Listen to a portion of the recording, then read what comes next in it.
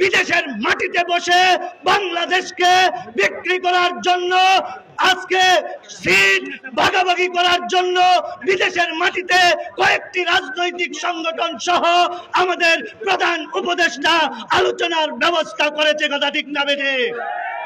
আজকে বাংলাদেশকে নিয়ে 5 আগস্টের পরে আমরা স্বপ্ন দেখেছিলাম বাংলাদেশ দুর্নীতি মুক্ত হবে, চাঁদা মুক্ত হবে, ধর্ষণ মুক্ত হবে, খুন মুক্ত হবে, বাংলাদেশে শান্তি প্রতিষ্ঠিত হবে, বাংলাদেশ হবে একটি কল্যাণ রাষ্ট্র। কিন্তু 5 আগস্টের পরে আমরা দেখতে পেলাম না, দুর্নীতি বন্ধ হয় নাই, খুন বন্ধ হয় নাই, মিথ্যা মামলা বন্ধ হয় নাই, এগুলো চলমান আছে, চলতেই আছে। এমত অবস্থায় বাংলাদেশকে নিয়ে আজকে দেশি বিদেশি চক্রান্ত শুরু হয়েছে।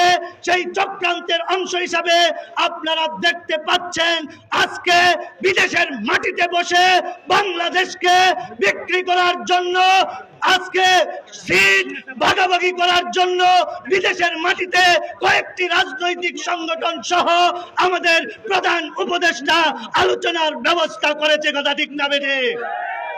আমরা বলতে চাই, জুলাই আন্দোলনে যারা অগ্রণী ভূমিকা পালন করেছে, যে দল অগ্রণী ভূমিকা পালন করেছে, তার সাথে এই বৈষম্য কেন, আমরা এই নীল নকশা ভালোভাবেই বুঝতে পারতেছি।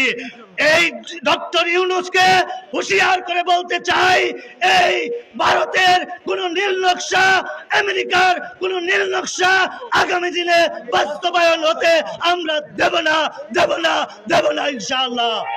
এই 5 দফা বাংলার মানুষের মুক্তির সনদ। সেই হিসাবে আগামী নির্বাচন পিআর পদ্ধতিতে হতে হবে। পিআর এর কোনো বিকল্প নাই। পিআর পদ্ধতি ছাড়া বাংলাদেশে কোনো নির্বাচন এই বাংলার মানুষ মেনে নেবে না। এক দলের মাথা নষ্ট হয়ে গেছে। কেন?